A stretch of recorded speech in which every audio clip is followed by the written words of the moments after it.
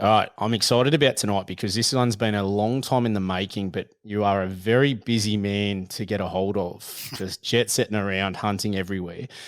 Rick, how are you? Thanks for coming on. And mate, I can't wait to hear this story about you getting this rhubarb. Thanks again for having me on, Matt. Appreciate it. Yep, always keeping busy. Wouldn't have it any other way, I don't think. Mate, so we do have a lot of international listeners. So I just wanted to clarify what a rhubarb is before we get into the story. So for those people who might not be familiar with the term, it is a cross between a sambar and a rusa. So they are quite a fantastic looking animal, in my opinion, Yep. because some of the, I guess, different varieties of antlers that come from them is pretty cool. I've seen one with an antler on one side being sambar and pretty Yeah, much pure, and then on the other side being a rusa. yeah. So they're pretty cool damn animals, that's for sure. And mate, this is a great story. I've sort of got little bit snippets of this, but I'm keen to hear the whole thing tonight. And it's even been to the point that you've written an article for the ADA magazine on it, which is going to be published very shortly. It is. Yeah. No, I enjoy writing articles, and this one was something that I took a lot of time with, and I did extend it over my normal sort of lengths of or how many words I'd use in an article I write for the magazines, but there was a lot to sort of take in because it did encompass a fair chunk of this year, pretty much from around end of February, early March through to till I think late July. I think I ended up crossing paths with him. But yeah, no, it's a pretty cool story, and I was pretty driven. He just kept playing games with me, so it kept me awake a lot, and drove my family and my friends insane, I think. So let's start at the beginning. You obviously have access to a private block, and on that block, you got a glimpse of this monster stag. Yeah, so I remember it pretty vividly.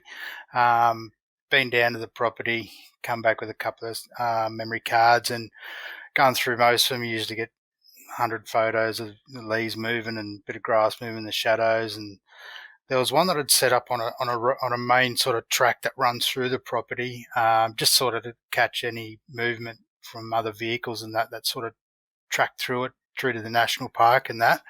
And it was sort of like one of the last pictures on the card, and it sort of didn't caught me off guard. I think I was sitting on the lounge. It was about 10:30 at night, and I just seen this grainy picture of this stag walking towards me, and it sort of took me a couple of seconds to realise what it actually was in front of me. And you could just the width of it was the first thing that just blew my mind away. And I remember standing up. My wife thought I'd had a heart attack. She's like, what's going on? But yeah, I sat back down, replayed it about 50 times, and I think the first person I sent it through to was Felix, and he was blown away as well. So from that point on, it was game on. I knew I had to do what I needed to do to cross paths with this beast of an animal. All right, so the game plan, when you saw this and went, okay, I've got to really try and track him down and chase him, what was the game plan? Was it throw out more trail cameras, try and work out entry and exit points? How'd you go about that?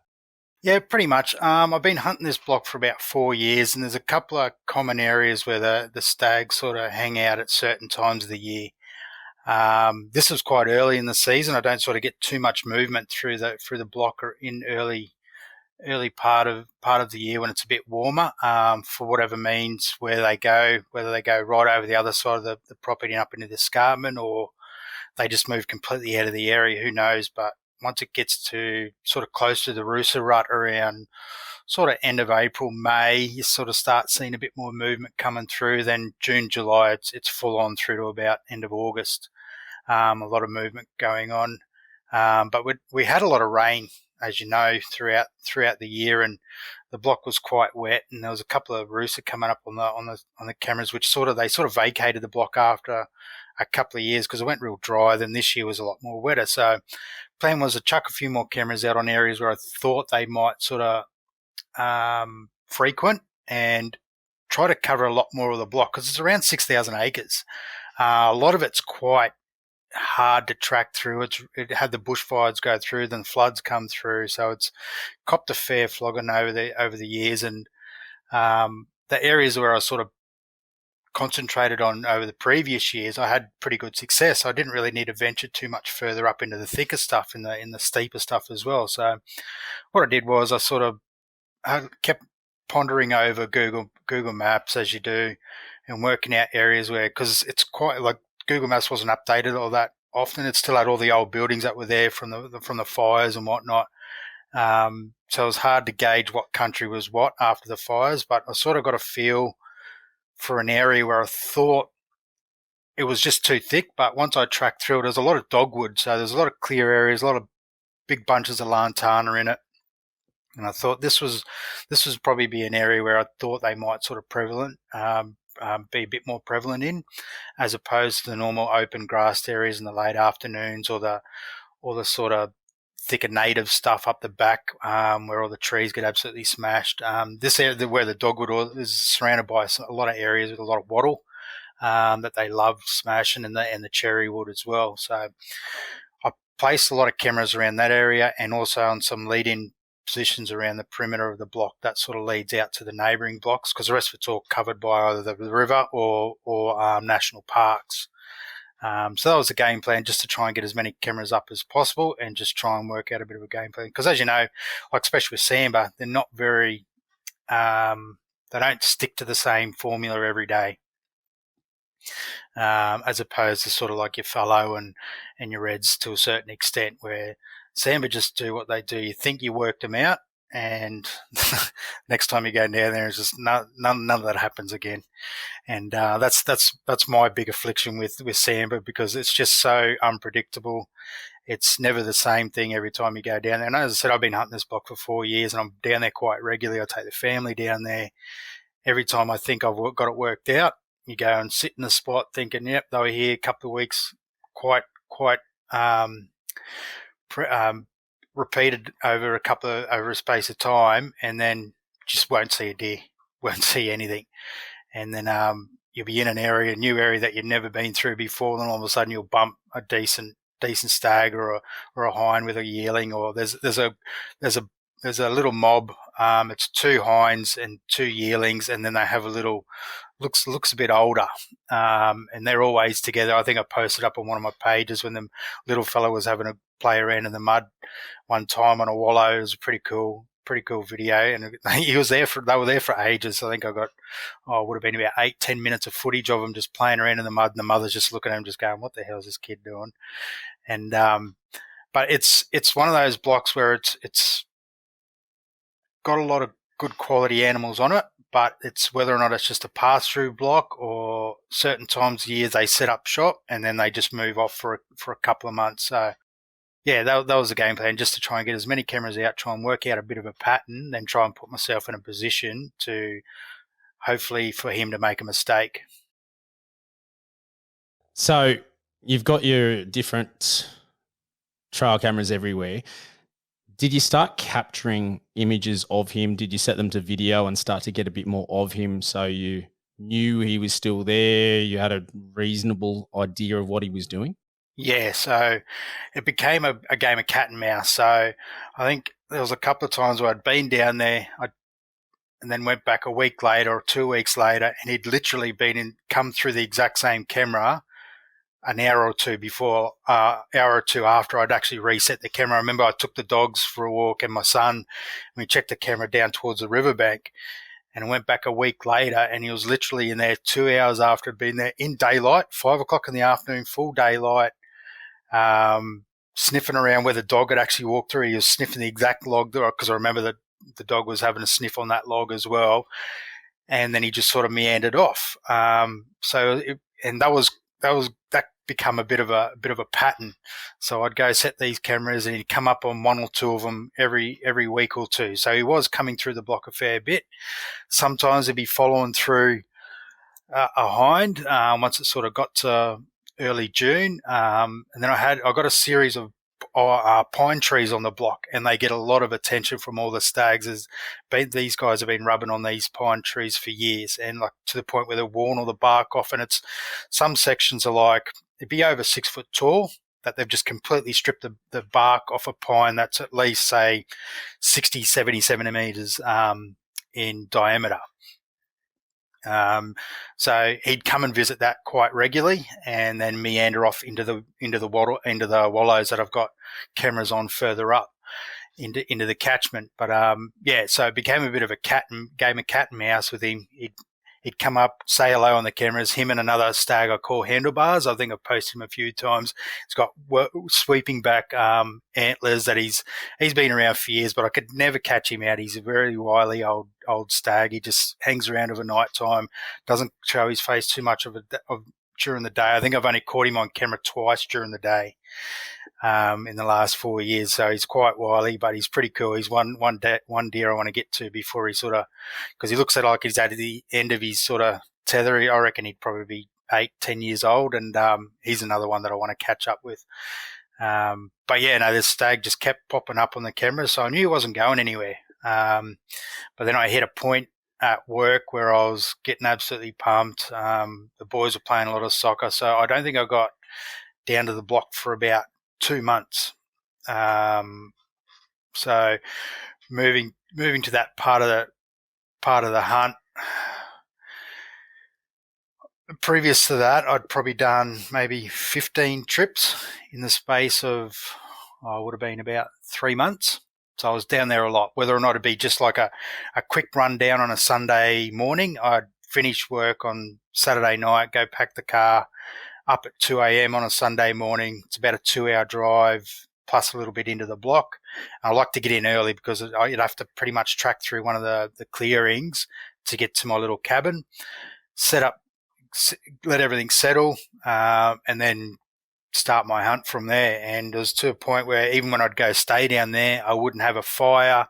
I'd turn all my lights off, and then I'd use my red light when I was getting ready in the morning, because I didn't want any chance of disturbing if he was going to come anywhere near the clearings or near the cabin or anywhere where he might even catch a glimpse of me and my movement. So it became a real sort of head game because he was on my mind all the time. If I wasn't thinking about work or the family, I was thinking about this stag, and I was either talking about it, I was ringing Felix, I was ringing another mate Cam, I was ringing Wayno, another bloke I take hunting on that block with me, and it was really getting to me because I just I put a lot of time and effort into him, and nothing was coming up. I didn't even catch him in the flesh. Never seen him once in the flesh until the day when our paths crossed, and I was able to take the shot. So moving on to that actual day, well, my project manager gave me the Friday off. So I did a big day Thursday, went home, got up early Friday morning, sent a heap of emails for work and for the ADA. And looking at the weather, it looked terrible. It was a full moon. There was a big southerly coming through for a couple of days. So it wasn't really good hunting conditions per se. But I had the time off, so I wasn't going to waste it, whether or not I just go down and check the cameras or I'll try and find him. So I got down there. I sort of left Sydney lunchtime, got down there, and being earlier in the year, it was sort of daylight runs out at around 5 o'clock. So I only had probably 2 hours I could kill. So I went and sat on a couple of wallows where I'd seen him come through on the cameras a few times. And nothing sort of eventuated that night. Went down, checked the cams after nightfall.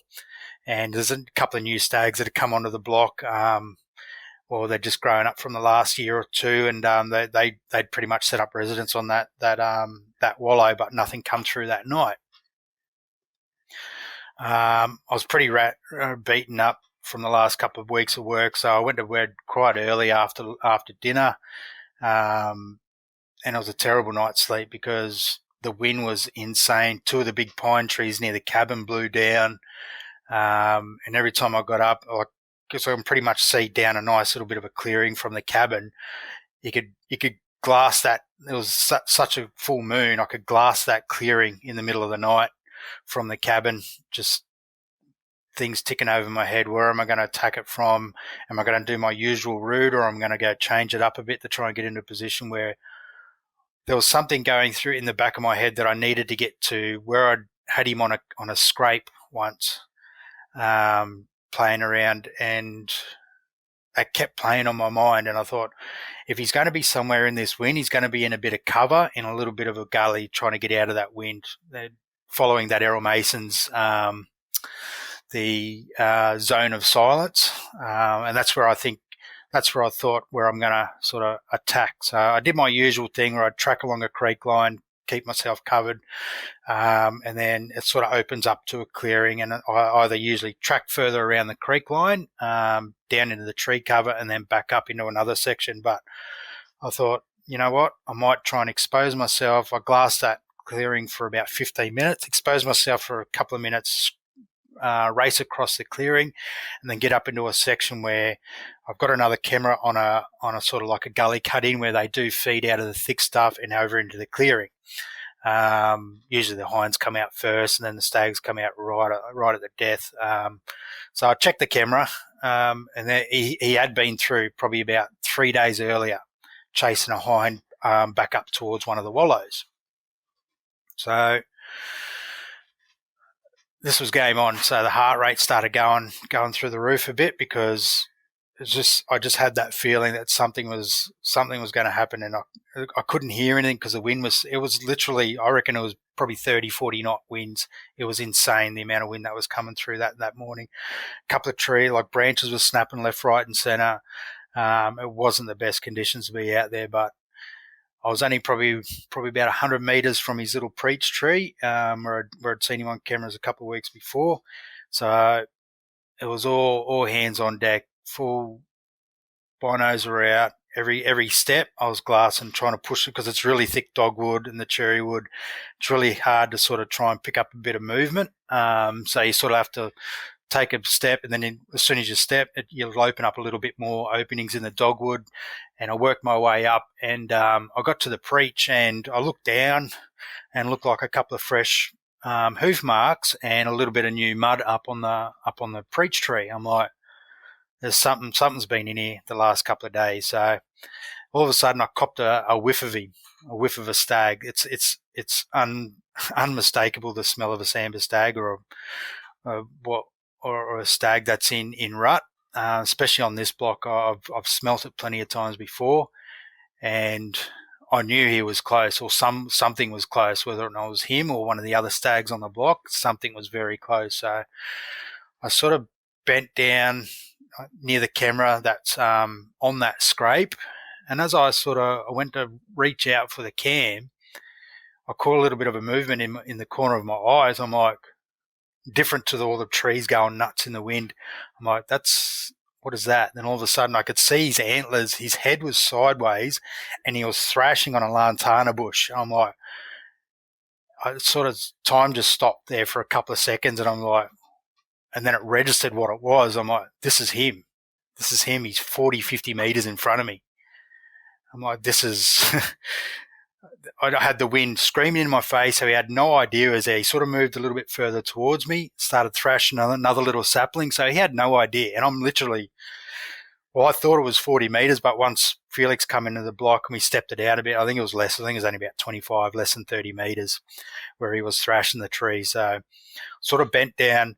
I clipped my gun off my Kuyu gun sling, and I sort of tried to find a hole in the lantana that was it wasn't a big bush, a lantana, but it was big enough to sort of cover up a little bit of my movement. So I was trying to pick a line, and I couldn't get a line on him where I'd get a bead on it, on the actual animal. So I just put the gun on a gap, and I was just hoping that he'd walk over into it. And it literally felt like an eternity. Probably only maybe 10, 15 seconds before he decided to take a couple of steps towards me, which put the crosshairs on his chest. Now, I've been told by a lot of old hunters, don't try the front on shot. It's a low percentage chance, but I was in a position where he wasn't going to turn sideways. Between the distance between me and him, he was on a game trail, and all I had in front of me was the crosshairs, the chest, and I aimed towards the right side of it, or his left, which I know the heart is a bit further on the left-hand side, and I squeezed off around, and it hit him, and the telltale heart shot where they rear up, they do the bunny hop, and I thought I've hit him, and he's just ran straight at me, and I freaked. I'm like, holy dude! I've cycled another round, and he literally walked. He ran. I could have reached out and touched him. I could smell his breath. I could hear him under heavy breathing, and he just ran straight past me. I put another one into him, but I didn't really need to. And then he fell 40 meters behind me. And it was that point in time where I put the gun, I unclipped the bolt, put the gun down, and I just sat there and just put my hand in my head and had to think about the whole process and the last 5-6 months of dedicating every sort of waking moment that I could to this animal, and it all happened. And I think I sat there for about 5 minutes before I got up and walked over to him, because I just savoured that whole moment, that what hunters feel like. As I say, I'll say it in the article. You do feel remorse when you pull that trigger. Once that remorse sort of passes and you realise all your efforts have come to a culminating point, and you haven't not so much won, but it's you've succeeded in what you've set out to do. And I still think about it now, like how it all come about. And it was a very special moment where I sat there just in my own thoughts. And then by the time I walked over to him, I sort of recorded a little bit of a video of my thoughts at that time, recorded as I walked over to him, and then I just sat with him for about 10 minutes before I messaged a few guys saying that the beast was down, because a few guys knew that I was actually in there that morning chasing him. So I let those guys know first, and then I rang Felix because I knew he wanted to come out and share the moment with me. And thanks again, Felix, for your time again. But I think he was blown away as well when he walked through the scrub, and we started the efforts of butchering him and caping him out. Man, that's just unreal. It's great to hear like such a long pursuit of this animal and the time and effort. How many hours do you reckon you put into this? Earlier on, I was doing sort of a day and a half down there, where I'd do probably 4 hours in the morning, 4 hours in the afternoon. So you're doing 12 hours in a weekend. I reckon I would have done that for the first 8. So that's probably about 100 hours there, and then sort of dwindled off a bit. I reckon probably anywhere from 130 to 150 hours in the bush. And then you add up all the time of going through all the trail cams, going over Google Maps. So yeah, I reckon it'd be well close to 200 hours of time. And then you think about the times you're laying in bed, not sleeping, thinking about this animal. And I'd get up and then I'd watch the video again on my phone of the trail cams from the last trip I've done down there. And but yeah, it's something that I tell people that are new to deer hunting and stalking, who are getting a bit down and are not getting successful. Also, and I keep saying to him, it's hours and hours of disappointment. It's hours and hours of learning from your mistakes, and it all comes to one point where it all happens. And because what you're actually calculating on, because the big stags don't get big from being silly. They're a smart animal, and all you're waiting for is them to make a mistake. And you need to be in the position and capitalize on that mistake majority of the times, especially if there's not much pressure on the area. It's sort of they do their own thing. They don't sort of avoid certain areas because they're getting a lot of pressure. So these guys just have free range on this block. The landowner doesn't actually live on there, so a lot of the activity comes from either people illegally being on the block or myself and my family being down there. So it was a lot of time and effort into that one animal. And I'd passed up on a couple of stags that I'd seen that come up in the crosshairs. There was one that I sort of earmarked for a mate to harvest, and he popped up in front of me, and he's quite a handy stag. I reckon he'd be good 28, 29 inches, might be even pushing close to 30. He's only young, so he's got a lot of development, but he's a really nice even stag. And he come up, and I was very tempted, because this was sort of like probably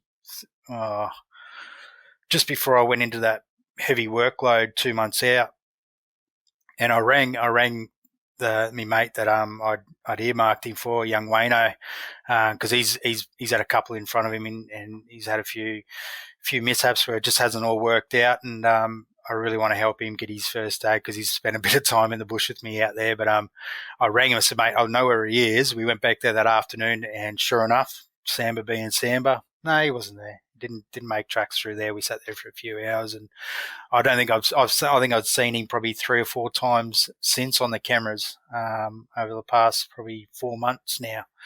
So that's Sambar hunting for you, or in this case Rubar, because he has a lot of Sambar traits. I'll probably sort of go into that a bit more detail if you want, in regards to like the science behind the how they determine it's a Sambar or it's a Rubar, because I went through a fair bit of it with some of the scorers from the ADA, because his skull length is in Sambar land. So I think a Rooster only maxes out around 13.5 inches. This guy was 16 inches, so he's up into that Sambar range.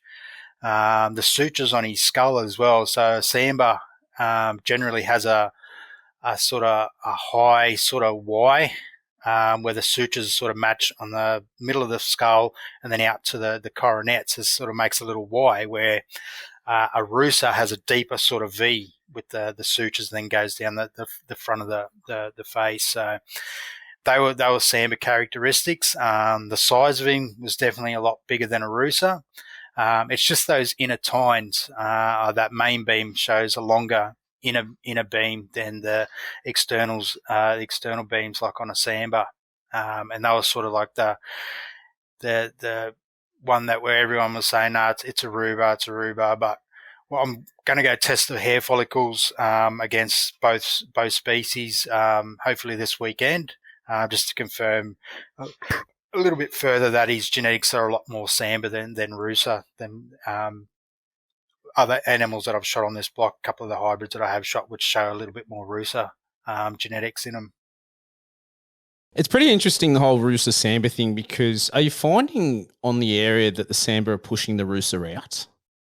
It's hard to tell, because the Rooster are a lot more aggressive than the Sambar, and from what I've heard from other guys that have both animals on the block, the Rooster are quite aggressive towards the Sambar.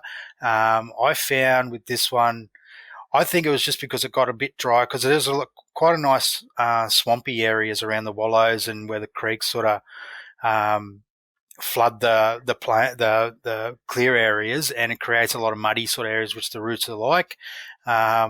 And it sort of dried up a bit. There was an area where I shot my 30-incher a couple of years ago, and we call it the Sambar Bowl, and it was just a wet, muddy, swampy area down towards the creek line, and they were always in there, especially around the middle of the year. And when it dried up, I'd been back down there a few times, and there's no sign in there, no sign in there over the last couple of seasons.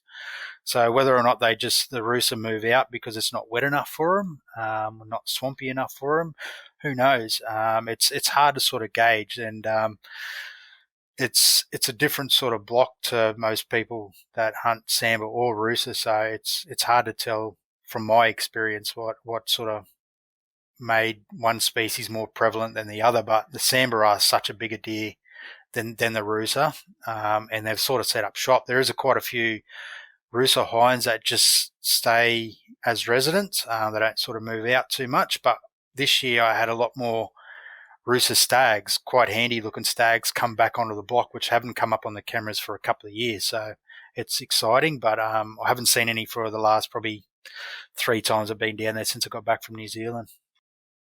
It's funny, I keep hearing from people that have both that they feel Sambar stags, just pure size difference is they just muscle them out. And that's where you start to get that genetic crossover, which is pretty unreal, the fact that we've got both here that are thriving in the Australian bush, and you do have that crossover between the species as well. So it's I've put forward a thing out to some of the guys from ADA in regards to possibly creating our own subspecies of the cross genre, because it's going to keep happening. There's a lot more Sambar pushing up into Roosa country. They're going to push further up into Port Macquarie area. So all these hybrids are going to keep, these big hybrids are going to keep popping up.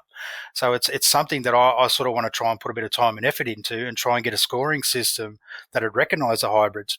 Not purely for the fact that I've shot a good quality one, but the fact that it's going to happen, and we're going to have to sort of recognise these hunters that do target the hybrids, because they are a pretty cool animal, because you're getting the best of both worlds, and the meat off them is exceptional compared to the Sambar quality of meat on this block is exceptional. They've got good feed, but I found this fella had, and considering they're in the middle of the rut, it is exceptional table fare. And there's no doubt about that. So there's something I really want to push, is try and get this, whether or not the ADA want to do it or somebody else wants to recognise it. But I think we need to create a scoring system to recognise these hybrids, and possibly even try and get a subspecies recognised in Australia as like a Australis species of deer. Yeah, it's very cool just to think it could be one of the only places that this happens. Yeah. And it's occurring naturally. It's not as if you're genetically trying to alter them on a farm or for whatever reason, which I know has happened on obviously deer farming and trying to grow, trying to get antler growth and things like that. But these are just nature being nature. So I find that just fascinating and amazing, and they are a cool looking animal. I've had a couple of photos sent to me, and as I was talking about before, the two different antlers on the one animal. Was that the one on Clark so McGee's? Cool. No, blog? It wasn't. I know he has a few, but no, just a mate. He's in the suburbs, to be honest. Yeah. And they said, "Oh, this is out the back of our, suburban home," and it was such a cool looking animal. But yeah, pretty fascinating. It is, yeah, and it's something I want to pursue. So stay tuned. No, I like it. All right, so we held off recording about that for a bit because you had a awesome sounding New Zealand trip coming up. Yeah. And we said, listen, I want to hear it, but I do want to hear the next adventure too, because you were over in NZ for quite a bit there chasing a variety of animals. So let's have a chat about how that went. Yeah, cool. So I've got a mate, most of you guys know Brett Gray's up in the Northern Territory, chases buff, and we've become good mates, good hunting buddies. I go up there yearly and chase buff and pigs and that with him, and we had the idea to do an NZ trip because I'm fascinated by tahr. I reckon they're a really cool animal, and Brett had done New Zealand before and shot a really nice chamois, but hasn't got a tahr. So I said, all right, well, let's try and tee this up. And we've got a good mate that used to do a bit of guiding with Brett up in the Territory, Madison, and he runs NZ taxidermy. I sort of runs it for the owner, lives on site, and it's one of the coolest places I've ever been to. Like, we spent a couple of nights in there when we first got there, and it's just, you've never seen so much bone in your life, and quality bone, and just the setup they've got there, and you can see why they're the biggest in the Southern Hemisphere. But we sparked this idea probably, I think we planned for about 16 months from when we sort of, the inception of the idea. We booked tickets nearly 12 months out. As soon as the sales come up at Christmas time, we booked our tickets, and then we started the ball rolling, which is, as you know, with New Zealand now, it's quite a lengthy process. It's up to 5-6 months to get all your paperwork through and get it approved. So that gave us plenty of time to sort of work out exactly what we wanted to do. But being New Zealand and we wanted to do the West Coast, being the West Coast of New Zealand, there's only one thing that just isn't something you can count on, and that's the weather. So we'd done all the planning.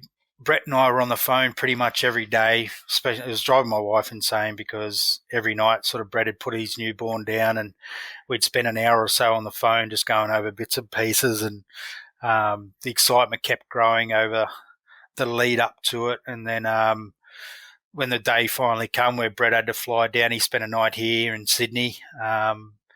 And he had a bit of a cough when he first got here. Then we got over to Queenstown and it was like, minus, I think it was nearly -2 or something when we flew into Queenstown. But the whole journey was, it started out funny on the morning when we got to customs at the Sydney International Airport, because we'd done all this planning, we ticked all the boxes, we double checked all the boxes, everything was, we had all our ducks aligned. So we get into customs, walked into border control, into border force, and there's one guy in there and he's like, "What are you guys here for?" We're like, "Oh, we're flying in New Zealand this morning and we just need to do our export of our rifles so we can take them on our flight with us." He goes, "Nah, not happening this morning. What time's your flight?" We're like, "It's 9:15. We were there at 6 o'clock in the morning, so we're well over three and a quarter hours to get to get it all sorted." And he goes, "Nah, not going to happen this morning."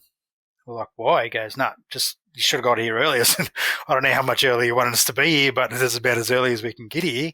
And then he goes, "Have you got this? Have you got that?" We ticked all the boxes. And he goes, "Have you got your actual registration of the firearm?" I said, "No, well, we didn't need to. We just email it through." He goes, "No, you need it." So, "Well, can I email it to you and you print it out?" He's like, "Yeah, no, that's fine." So it literally took us about 15 minutes to get this whole process done. But we found out from the guy that escorted us down to Air New Zealand, down to the sporting goods and oversized luggage bit, that ADF were going to bring through like 90 blokes later on that morning. They were coming back into the country and they had to go through the whole process of getting all their rifles checked. So he was a bit freaked out because he was the only one on. And two guys were on leave, so he was freaking out a bit. But we got through that process. All went smoothly with Air New Zealand. I took quite a fair bit of luggage over because I had 2 weeks after our hunting trip to do a couple of weeks around the South Island in a motorhome, doing a bit of spearfishing, a bit of fishing as well. So I had a big sport tube, I had my gun case, I had a big bag of gear, and then I had my carry-on. So I had nearly 70 kilos of gear I was taking over with me. So we got that all checked in. Flight went as usual. Air New Zealand's really good. Get into Queenstown. Everything went fine with customs in New Zealand. They picked apart every grass seed out of my bino harness, cleaned my boots a bit better than what I did for me. All the rifles went through. We talked to the customs guys, and they were all into hunting as well, as everyone is in New Zealand. And then we exited out, met up with Madison, and then go to hunting and fishing. And then I'm walking around hunting and fishing, and I'm like, "Where's my big camera?" So instead of using a spotting scope, I use a large camera with a big zoom on it.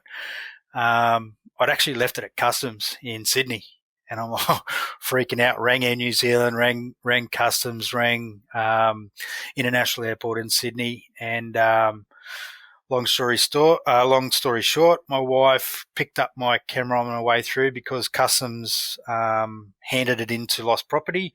And when I come out of the Remarkables a week and a half later, I had an email saying that they possibly have found my camera. So my wife picked it up and brought it over when she flew over 10 days later. So it all worked out in the end, but it would have been nice to have my nice big camera there to take some cool footage and that. But everything was done off the phones and through Madison's spot and scope. So that was a bit of a hiccup on our journey getting over there. And then, sure enough, the weather was absolute pear-shaped. We were staying just south. We were staying down in Guanica for a few days, waiting for the weather to clear to get up to the choppers. But it was 3 days of absolute terrible rain, wind. We even tried going down to Lake Wanaka and try and poke up into a bit of country up in there because New Zealand's just so full of opportunities. Just get on the Doc app and just find a map and open up and, I can go hunt there. So let's go for a walk in there. So we were spotting tahr from the road in the binos, but it was just pissing down rain, and it's really dangerous sort of country too to be walking up and getting caught up in there. So Madison went through about 4 or 5 other plans to try and get us onto the tahr. Then we finally got access to a station up near Christchurch. So we made the journey. I think it was about 5.5, 6 hour drive up into some clearer weather, and then onto the station, and then sort of track up into a nice hut that's on one of the rivers up there. So we met up with Madison's old man in on the station, and then we sort of geared everything up, tried to push the cars in as far as we could because there's a lot of snow and sort of soggy ground around because it still had a fair bit of rain up there as well. We could only get in so far with the car. Then we had a one quad to get four of us in there. So Brett and I just pretty much backpacked. I think it was about probably 5 or 6, 7 Ks or something. We had sort of had a backpack along a track to get up over and into the hut and onto the river, which wasn't too bad because our bigger bags were sort of taken on the quad. They sort of ferried it backwards and forwards until we got into the hut. But yeah, no, that was our first taste of actually with the pack on. Was 4 days after we actually got into New Zealand. So we were in there first. We started glassing all these hills trying to find these tahr, and we couldn't pick them up. Like, until your eyes get trained to seeing tahr in the mountains, you just don't see them. And then as soon as Madison got in there, he sort of put the binos up and, oh, there's one there, there's one there. Like, they were literally 900 metres, 1,000 metres away up in some pretty much dead straight up and down country. So they were pretty safe on the other side of the river. So that afternoon we sort of geared up and went for a bit of a walk, sat down, did a bit of glassing. We found a mob of nennies sort of working their way down in the tussocks. So the game plan was to go take a couple of nennies for some skins and a bit of meat. So we get up into a shooting position. We're pretty much shooting straight up. Like, I think I shot mine at 150 metres. And I was aiming at a kneecap sort of thing because it's just pretty much straight up. And she was pretty cool. Once I took the shot, Brett took a shot at the same time. We both harvested a couple of nennies, and she had a really cool coat on. It's like sort of like caribou coat, the nennies at that time of the year. So a really cool coat on it. And she had one sort of busted horn that sort of kept growing, so it sort of kicked out to the side. So really cool little trophy. Took the skull and the skin off her and the back straps, and we had them in camp that night. So that was our first animal on the ground in New Zealand, which we were pretty chuffed about. So the next day we sort of spent just glassing. We spent a whole day glassing until the late afternoon because we found a really good mob of probably around 8, 12 bulls holding a few nennies, but they were a long way up and then just in a country where you'd either have to go track all the way around, back over the top, and then try and come down on top of them. Both of us not really confident in taking a 1,000-metre shot. I was doing ranging out to around 400 or 500 metres, which I was comfortable at. We went to the range before we went up to Christchurch and sort of ranged out to, I think my longest shot was about 485 metres. We pushed Brett's gun out to, I think, 625 from memory at this really cool range in the mountains where you could just take it all in. It wasn't like going to a shooting range here in Australia. It was all nice and open and had heaps of targets up in the mountains and in the snow-capped mountains around you. It was really, really pretty and really, really nice to take in. But yeah, the next day we just glassed, and then later that afternoon, it was probably we only had probably about an hour and a half, 2 hours left of daylight. I picked up a couple of tahr in the tussock line, a lot down a lot lower. But I had to track across the river and track probably 400 or 500 metres up through the tussocks and try and get ourselves into a shooting position about 300 metres out. So we ended up doing that. But unfortunately, both Brett and I shot high when we both took our shot. So we both missed on our first. They were a couple of good tahr bulls. So we were back to the hut that night, heads in our hands, feeling a bit down. Had a good feed, had a bit of a good chat with Madison and his old man, and then sort of the wind and the rain that night was sideways. It was insane. We thought tomorrow's going to be absolutely pear-shaped. We're not really going to be able to get out hunting. By the time it all passed, daybreak, and the sun come out, but it was absolutely freezing. All the water, it was all crystallized around the little creeks that we're getting our water out of. It was an absolutely freezing but beautiful morning, bluebird morning. So this was our day where we were going to sort of start working our way back to the station. And then once we got to the top, we're going to work our way along and then try and come down on that herd of tahr.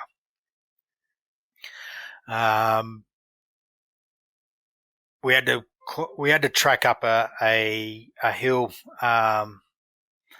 that was quite heavy in gradient. It took us probably a good 45 minutes to get up there. It was quite clear. I was in through tussocks and then up to the snow line, track across a nice little terrace, and then we sort of sat down after we went through a bit of snow, had a bit of lunch, and we thought we'd just have a bit of a glass. And then all of a sudden, we were spotted on the opposite face, about 800 metres away from us, a couple of tahr just sitting bedded down in the sun, a couple of good bulls, a couple of nannies with them.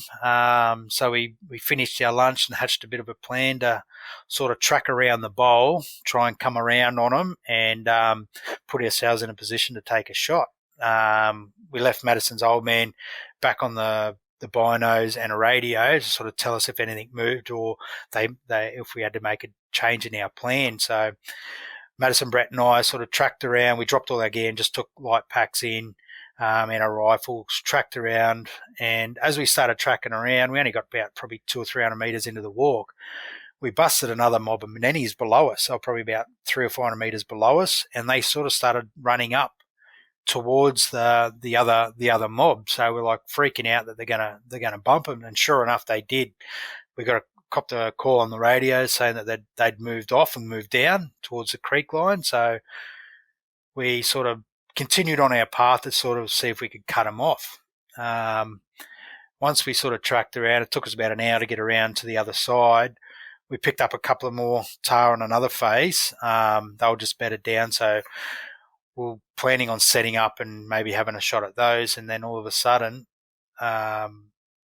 Madison just told everyone to stop what they're doing and just look below us. And literally 80 metres below us, the tahr that we first seen were feeding. So we had a good wind in our face. We had an opportunity to just both pull the trigger at the same time. So we both set up, both were ready, and we both pulled the trigger. Both had shots that hit. Mine was sort of a pretty good high shoulder shot, but he didn't run that far. Brett's we could not recover, so unfortunately we couldn't find Brett's tahr, but I'd finally got my bull tahr on the ground that we'd been planning for 16 months. It all come to a really short and abrupt. I was expecting, played it out in my head, I'll be taking this 500 metre, 600 metre shot across a gully to shoot my first tahr, and it'd fall down a big catchment, then I'd have to go down and recover it. But how it all worked out fine, where I had an 80 metre shot on a beautiful big bull tahr with a big spring coat.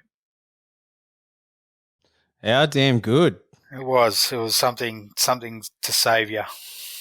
Especially 16 months in the planning and the hours leading up to it, the anticipation, the talking. That's, it's a long time. The money spent as well. Yeah. Well, so, at least you got to tie it in with the family as well. That's a pretty good idea. Get out there, go for the hunt, and then the family come and visit and spend a couple of weeks traveling as well. It's pretty smart. Yeah, well, we had to get back to the station, then we tracked back to Wanaka, and we had a day of rest that night, and then Brett and I made our way into Queenstown that day, and we sort of had a night out on the town just to sort of relieve a bit of stress. And Brett's chest infection was getting worse and worse. He kept me up that night coughing. Then his family were flying in the next day, so I said to him, so what do you want to do? He goes, mate, I can't hunt. I said, mate, if I go up into any high country where it's cold, I said, this cough's going to get worse. So I said, well, I've got 3 days before my family were coming over, so why don't you just drop me in the bottom of the Remarkables and I'll just do a 3-day backpack solo hunt. Remarkables is only 25 minutes out of Queenstown, so amazing country just outside of Queenstown. He dropped me in there. It took me sort of half the day to get into an area where I thought they might be, and I sat down on the creek line and I glassed up, and sure enough, there's a couple of chamois above me.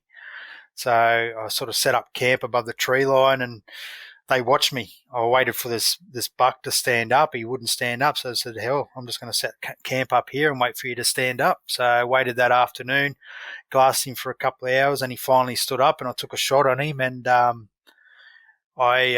he sort of walked off. He sort of hobbled off gingerly around the bluff, and then that was the last I seen him. I said, well, I'll just go try and recover him in the morning. So really cold that night. I think it got down to -6, so I sort of rugged up after a bit of dinner and just watched a movie on my phone and made a plan to sort of find a way to cross the creek line because there was a fair bit of water in the creek and try and get up there and recover him. But I ended up shooting a nenny the next morning at about 346 metres, and they're tough little animals. I can't get over how tough these little animals are. Like, it was a solid shot out of a 300 WSM, and she soaked it up, and it took me a good 3 hours to track her and find her.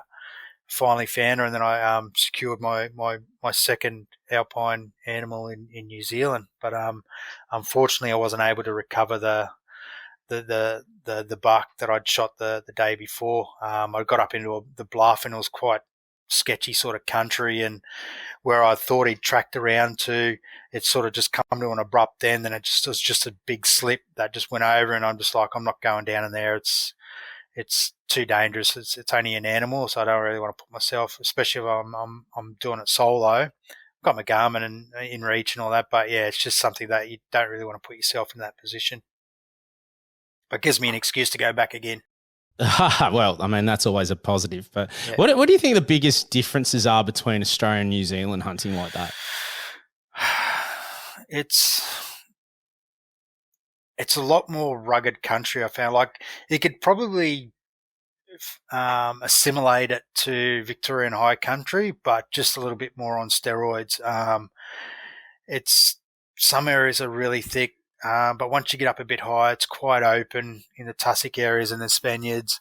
But it's either up or it's down. I found in a lot of that country over there, unless you've got access to the farmlands and stuff like that. But yeah, it's similar to a certain degree, but it's quite different. If you sort of know what I mean, it's something I've got an affliction with it now, so I've already started planning for next year. We're entering the Wapiti Bullet, and if I don't get in that, I'm going to go over and chase reds in the raw, and then maybe another tahr hunt at the end of the year if Brett's available for it after his second is born in the middle of the year. There's some really good international hunting over there, isn't there? Like, when you think about insane. The country, the variety that you can hunt, it's the accessibility. The accessibility is a big thing. Yeah. I was talking about that today because I'm trying to tee up a couple of hunts before the end of the year. It's getting warmer. Yeah. My only concern with public land hunting as it warms up is that those total fire bans. And, you know, I've been caught out a few times now that I've gone down to a state forest ready to hunt and there's been a total fire ban pop up. And, you know, as you said, you book these things out a couple of months or, you know, at least for me, I tend to do it 4 to 6 weeks out as a minimum. You don't know what the temperature is going to do. You don't know what the weather's going to be like. And then you get down there and it's just, you know, pack up stumps, you're done. Yeah, so exactly. It's one of those tricky things is then you look at the accessibility in other parts of the country and then over in New Zealand where you don't have to worry about that as much. No. So it's a really tricky one, isn't it? Yeah. So one thing I did find about hunting in New Zealand is it's so easy to go hunt anywhere. Like, I remember when I was with the family, we stopped in a place called Mairua Springs, just outside of Hanmar Springs, pretty much in the middle of the South Island. And I'm looking up these, like, we're sitting in the hot springs. I'm looking up these mountains. I'm like, that looks like really good hunting country. So I wonder where I can hunt. So I pulled up the dock app and I'm just going, I'm in the blue zone here. I can hunt. I can literally walk out of my cabin, cross the creek, and then go hunting. And the other thing I noticed was the respect that they have for the bush over there when it comes to either just the campgrounds, the free camping areas, or the river systems, the bush. You never see any rubbish anywhere. And that's the big difference that I noticed between our bush and how we treat it, or how others treat it, and how the New Zealanders treat and the respect they have for their bush and their waterways. It was insane. You could not see a bit of paper flapping around in the breeze. There was no McDonald's wrappers. There was no Macca's cups in the car parks. It was insane. Like, it was one thing I just go, wow, this is incredible. This is how we should be respecting our land, to ensure they're not going to take it off us, because the respect they have for the country and how accepted hunting is over there. Every bar you go into has got deer heads on the wall, or chamois, or tahr. It's such a cool place. Like, I think I'm going to be planning trips over there every year from now on. It's just a really cool place. It's funny that cultural sort of significance hunting plays over there when I talk to people from New Zealand, and compared to us, they're very different countries when it just the way we approach the cultural side of things, Yeah, um, both First Nations people in the two respective countries both have a connection with hunting on the landscape, but over there it just seems to have, I guess, overflown into the public. yeah, Whereas it's here it mainstream. doesn't seem to, but yeah, it's mainstream over there as Yeah, opposed to here where it's not. And that has always sort of puzzled me as to why why there is such a difference between countries when exactly. hunting has always been such a big part of both First Nation people, but yet that's embraced in New Zealand so much more than it is embraced here in Australia. Yeah, it's hard to sort of gather sort of reason behind it because Mm. we're two very similar countries in how like a lot of our schooling and our work systems and all those other sort of other parts of society. Then it comes to the hunting and fishing part, and they're two completely different entities. And I Yeah. just don't get it because we're not that far apart. We've got a lot of very similar game, whether it's in the water or if it's on the land, and we're just two completely different entities. It's quite, yeah, as you said, puzzling. It's like we need to fashion ourselves a lot more, especially with like how it's resourced and the I don't know how it's sort of set up. Like it's very similar to how the GMA control Victorian hunting, where as long as you got your game license, they're a little bit different because they'll have they'll have areas sort of cordoned off, and then you need a permit for that area. But it's not hard to get that permit. You go online, apply for the permit in the area, you get an email back saying you can go hunt there. If you don't, it's $100,000 fine if you get caught hunting in there without a permit because it's so easy. And I even remember when I was in the Remarkables, I just finished skinning out the cape on the hind on the nanny chamois, and I looked down on the creek line. There's two young fellas down the creek line, so we sort of waved at each other in the binos, and I made my way down. I had a chat to them. These guys were 17, didn't have a car license. Both had rifles with suppressors on their shoulders. Their parents dropped them in the bottom of the Remarkables in the morning, and then they come pick them up at night. And that's just they've been doing that for. He goes, this is my second hunt without my parents. And the Remarkables was an easy country to hunt, but they do it all the time. And he'd shot a really nice, he would have been about 8.5, 9-inch chamois buck on the way in, literally probably 20 minutes away from the car park down the bottom of near the main road. And it's just part of what they do over there. And it's something that we need to sort of embrace and sort of not so much push on our younger generation, but sort of give them the opportunity to be able to do that. Well, you're right. I mean, if you're putting all these hurdles in place for people to get access and get out there, you're creating an issue. Yep. And I find with anything, the easier it is to do something, the more opportunity that people have, then it's more likely going to be done. If Exactly.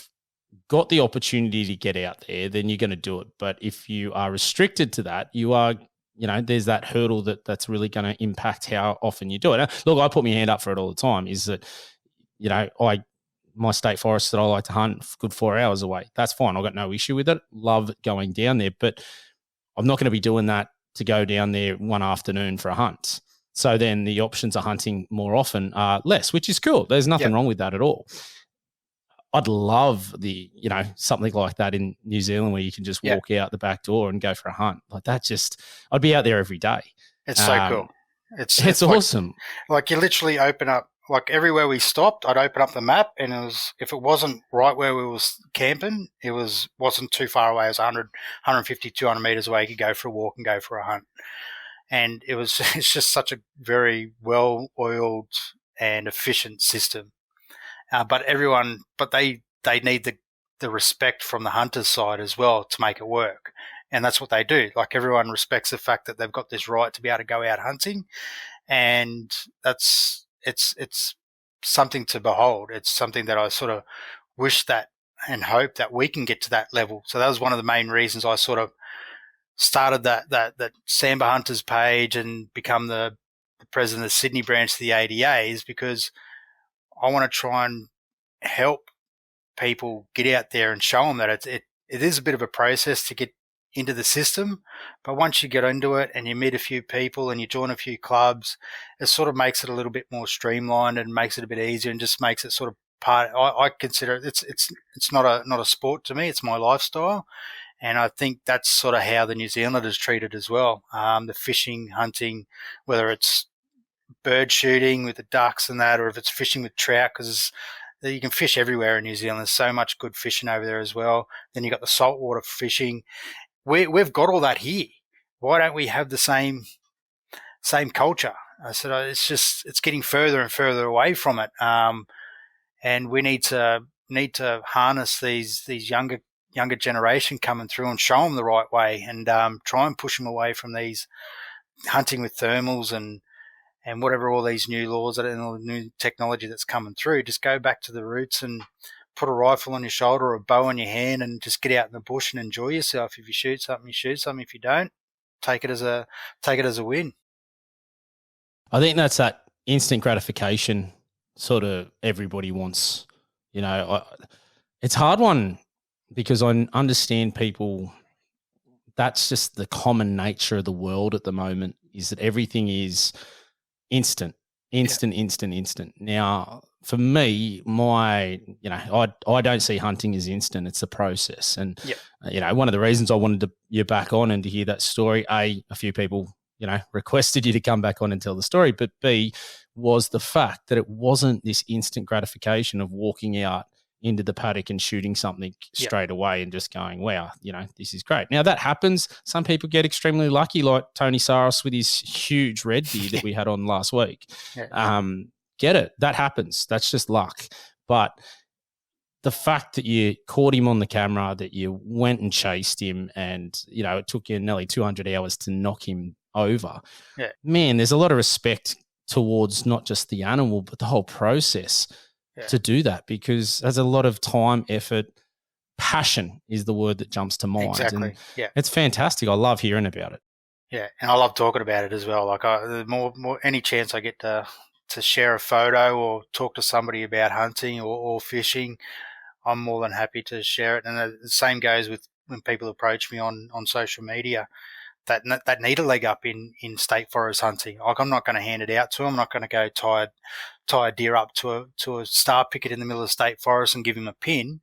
Of course, I'm going to give him a pin and say, this is where I have seen deer, or a good chance you might see him in here.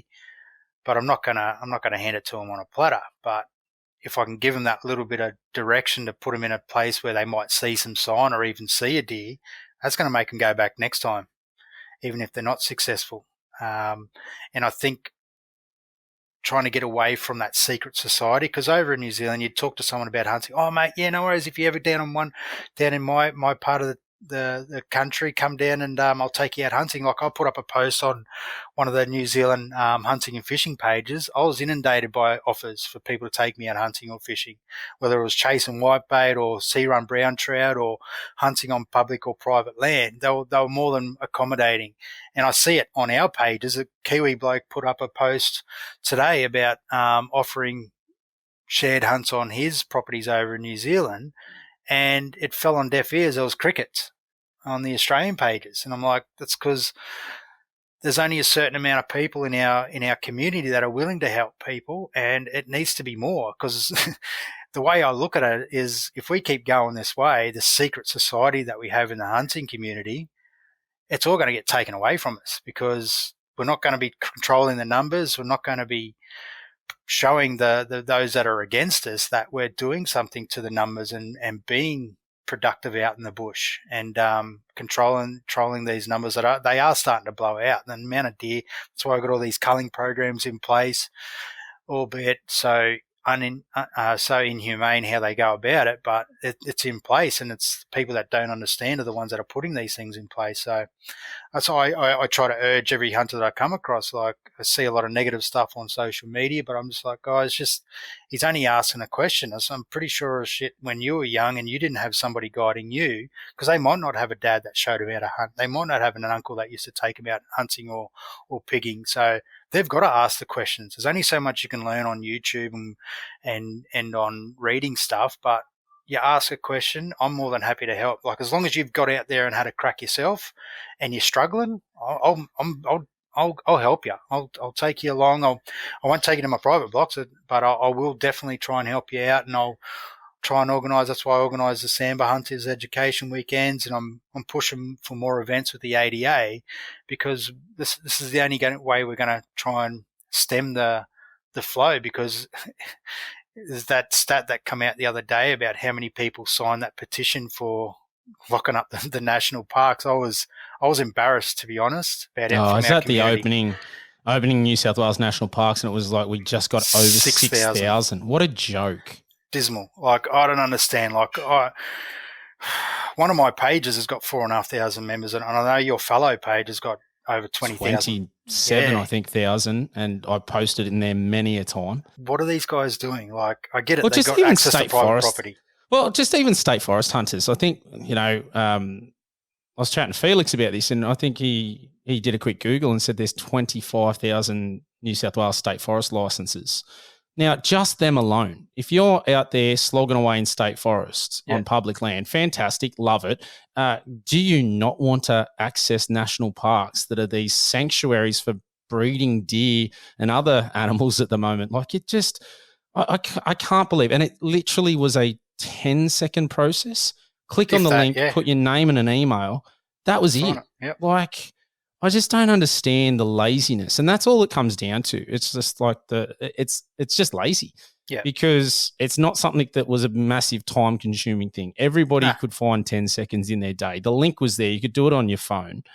Man, it's just frustrating when you sit there and go, we've got these opportunities, and we can't even take advantage of them through sheer laziness. Yeah, and it's sort of like, out of all the countries where you can hunt in the world, Australia's one of the most luckiest. We can do whatever we want, whenever we want, majority of the time, and hunt whatever we want, any time of the year.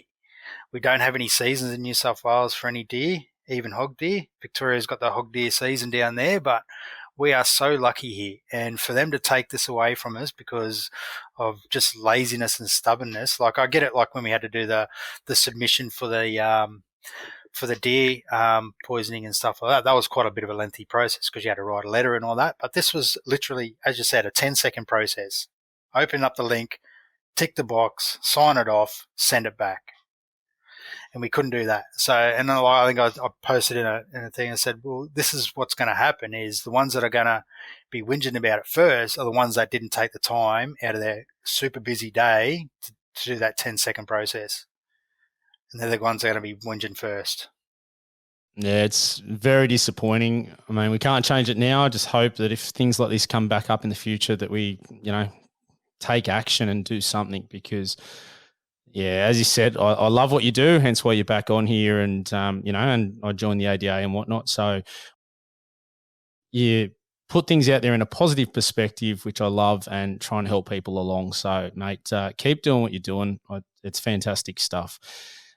Before we go, I just want to shout out to Nick. Nick messages he'd never been hunting down the Snowy, so I sort of pointed him in a couple of directions for state forests and whatnot, and I'm pleased that his first day down there he was able to knock over a fallow. So well done, awesome. Nick, mate. I'm really happy for you. So All right, Rick. Well, mate, I appreciate you coming on again. What a fantastic story. I know everyone's going to love it, mate.